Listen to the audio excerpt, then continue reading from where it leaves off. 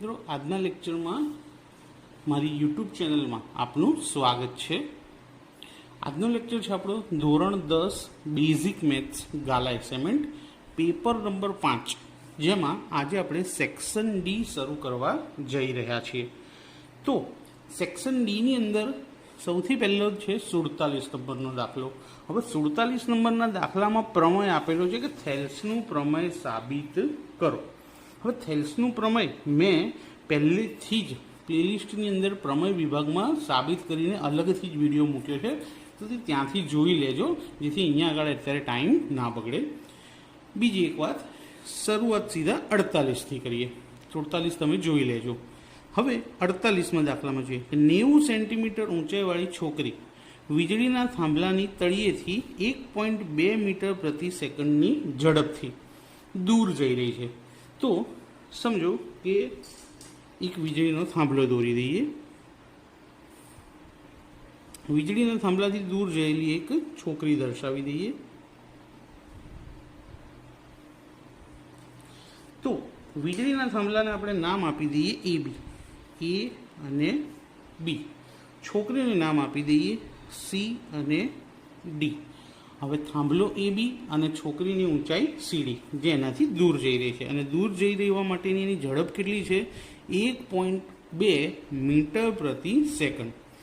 જો વીજળીનો ગોળો જમીનના સમતલથી 3.6 મીટર ઊંચે હોય તો વીજળીનો ગોળો એટલે કે થાંભલાની ઊંચાઈ કેટલી લેવાની છે આપણે? 3.6 મીટર. તો 4 સેકન્ડ પછી તેના પડછાય. બીજું, 90 સેમી છોકરીની લંબાઈ આપી છે. હવે સેન્ટીમીટરને મીટરમાં ફેરવીએ તો 0.9 થઈ જાય. એટલે છોકરીની ઊંચાઈ શું લઈશું આપણે? 0.9 મીટર. અને છોકરીનો પડછાયો જમીન પર પડે છે, જે આપણે શોધવાનું છે. તો અહીંયા ગોળો છે, આ છે છોકરી.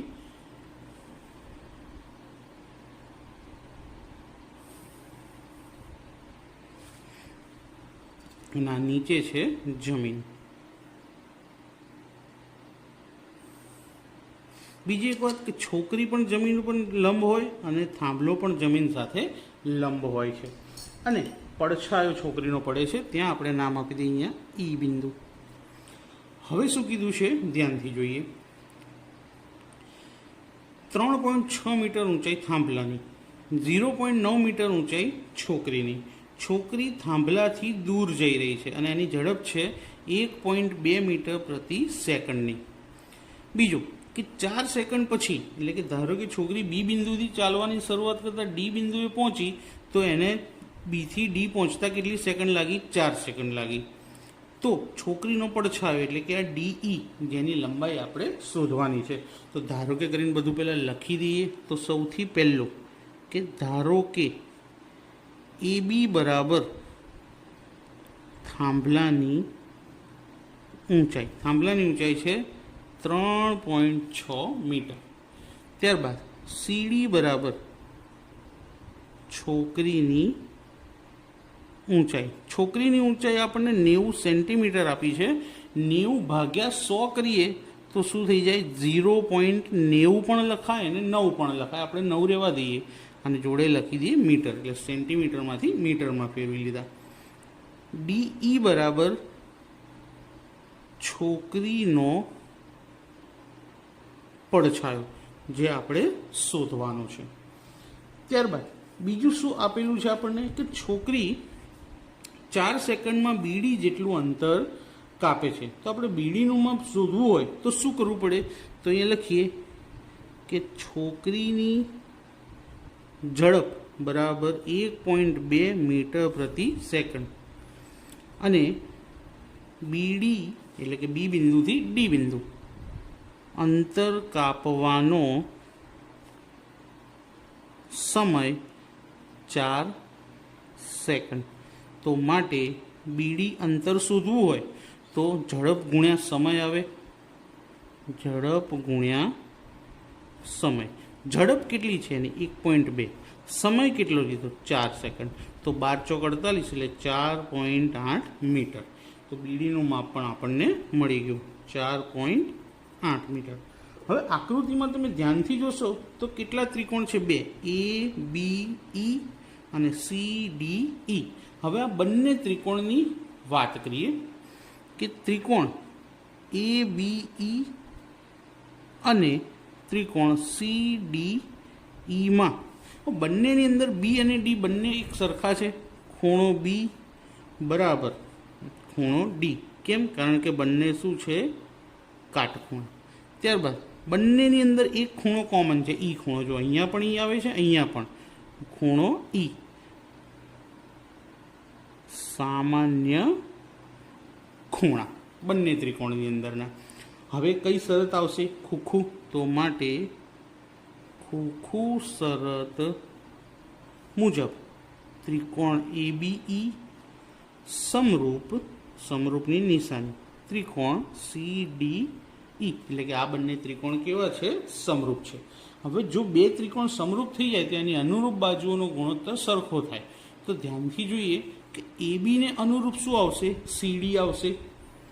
અને BE ને અનુરૂપ શું આવશે? DE આવશે. બરાબર. જો AB પહેલું બીજું, CD પહેલું બીજું, BE અને અહીંયા DE.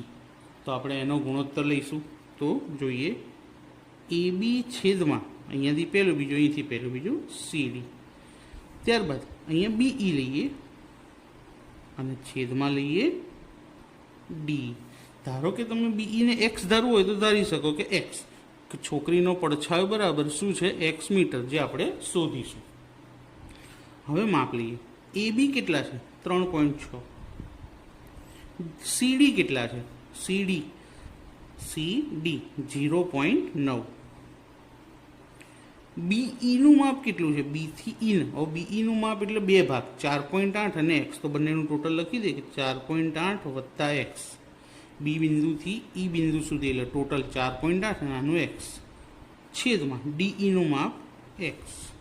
હવે બંનેમાં પોઈન્ટ છે તો પોઈન્ટ તો નીકળી જશે. 9 ચોક 36. હવે આ એક્સને ઉપર 4 જોડે ગુણી લઈએ તો કેટલા થાય? 4x સામે 4.8 વત્તા x પ્લસ x ડાબી બાજુ લાવીએ તો કેવો થઈ જશે? માઇનસ બરાબર 4.8. 4માંથી 1 જાય તો 3x 4.8. x બરાબર 4.8 છેદમાં 3. આ તગડું નીચે આવી જાય. કેટલા તરી? 48. તો 16 તરી. તો છેદ ઉડાડે તો 1.6. તો જવાબ લખી દે કે માટે પડછાયાની લંબાઈ બરાબર 1.6 મીટર. સિમ્પલ દાખલો છે, આવડી જાય તેવો જ છે. ત્યારબાદ લઈએ દાખલા નંબર 49. 49માં જે દાખલો છે તેમાં 2 અલગ અલગ દાખલા આપ્યા છે અને શું પૂછ્યું છે કે ચકાસવાનું છે કે આ બંને સમીકરણ દ્વિઘાત સમીકરણ છે કે નહીં. કોઈ પણ સમીકરણ દ્વિઘાત છે કે નહીં એ જોવું હોય તો એમાં જોવું પડે કે મોટામાં મોટી ઘાત 2 હોવી જોઈએ. તો સૌથી પહેલાં તો આપણે આ કૌંસનું વિસ્તરણ કરવું પડશે. જો વિસ્તરણ કેવી રીતે? પહેલું શું આપ્યું? એક્સનો સ્ક્વેર. તો અહીંયા એક્સનો સ્ક્વેર ઓછા. હવે કૌંસની બહાર વર્ગ છે એટલે પૂર્ણ વર્ગ પદાવલી કહેવાય. એનું મધ્યમ પદ આપણે લખવું પડશે. તો મધ્યમ પદ માટે આ બધાનો ગુણાકાર 2 દુ 4 અને જોડે એક્સનો ગુણીએ તો 4x. અંતિમ પદ હંમેશા કેવું હોય? પ્લસ. 2નો વર્ગ કેટલો? 4 અને જોડે શું છે? વત્તા 1 બરાબર 2x માઇનસ 3. હવે 2x માઇનસ 3 ને બંનેને ડાબી બાજુ લઈ લે, કારણ કે સમીકરણમાં જમણી બાજુ 0 જ હોય, બીજું કશું ના હોય. તો પહેલાં રકમ લખી લઈએ x સ્ક્વેર ઓછા 4x. 4 અને 1 5. 2x આમ લઈએ તો માઇનસ, 3 લઈએ તો પ્લસ, કારણ કે એ માઇનસ હતા. એક્સ સ્ક્વેરવાળી એક જ રકમ છે એટલે એ લખી દઈએ. Minus 4x minus 2x. તો માઇનસ માઇનસ પ્લસ એટલે 4 અને 2 6, પણ નિશાની માઇનસ જ રાખવાની. પ્લસ 5 પ્લસ 3 એટલે પ્લસ 8 બરાબર 0. તો જો મોટા મોટી ઘાત 2 આવી, તો માટે આ દ્વિઘાત સમીકરણ છે. શોર્ટમાં જવાબ લખી દઉં છું તમે કે હા, સમીકરણ દ્વિઘાત સમીકરણ છે. શોર્ટમાં લખી દીધો છે મેં. તમે એવી રીતે લખી શકો કે આપેલ સમીકરણ દ્વિઘાત સમીકરણ છે. બીજાની અંદર વર્ગ નથી આપ્યો, ગુણાકાર કરવાના છે. એક્સને અંદર એક્સ જોડે ગુણીએ તો એક્સ સ્ક્વેર, એક્સને એક સાથે ગુણીએ તો એક્સ પ્લસ 8. હવે આ બંનેનો ગુણાકાર, હવે આનો ગુણાકાર સિમ્પલ છે. કેમ? કારણ કે બંને બ્રેકેટ સરખા છે અને કિંમતો પણ સરખી, ખાલી નિશાની જુદી. તો એક્સ ગુણ્યા એક્સ એટલે x square plus minus minus 2 દુ 4. ક્યારે કરાય? બંને કિંમત સરખી હોય અને નિશાની જુદી હોય ત્યારે જ, નહીતર તો ગુણાકાર કરવો પડે. X square plus x plus 8, આ બંને ડાબી બાજુ માઇનસ એક્સ સ્ક્વેર અને પ્લસ 4. જો બંનેની નિશાની બદલી નાખી, plus x square minus x square ઉડી ગયા. એક્સવાળી એક જ રકમ છે એક્સ, પ્લસ 8 પ્લસ 4 તો 12 બરાબર 0. હવે આમાં ઘાત 2 મળી કે ના મળી? તો નથી મળી. તો માટે જવાબ શું લખીશું? ના, કે સમીકરણ દ્વિઘાત સમીકરણ નથી. કેમ? કારણ કે 2 ઘાત નથી મળતી. હવે જોઈએ 50મો દાખલો, આજનો છેલ્લો દાખલો. 50મા દાખલામાં શું કીધું છે કે કોઈ એક શાળામાં વિદ્યાર્થીઓના સમગ્ર શૈક્ષણિક પ્રદર્શન માટે અપાતા 7 ઇનામો, એટલે કેટલા ઇનામ આપવાના છે? 7. તો પહેલાં અહીંયા લખી દઈએ કે ઇનામની સંખ્યા n બરાબર 7. ઇનામ 7 આપવાના છે એટલે n 7. કુલ કેટલા રૂપિયાની જોગવાઈ છે ઇનામ માટે? 700ની. તો કુલ રૂપિયા બરાબર 700, અને કુલ એટલે સરવાળો કહેવાય. તો બધા ઇનામની રકમ ટોટલ 700 છે, માટે 700ને આપણે શું કહીશું? SN કહીશું. જો પ્રત્યેક ઇનામ આગળના ઇનામ કરતાં ₹20 ઓછું હોય તો લખીએ પ્રત્યેક ઇનામ આગળના ઇનામથી ₹20 ઓછું છે, માટે ડી એટલે કે સામાન્ય તફાવત બરાબર -20. જો વધુ હોય તો પ્લસ લેવાનું, ઓછું હોય તો માઇનસ. એટલે એન મળ્યો, SN મળ્યો અને ડી મળ્યો.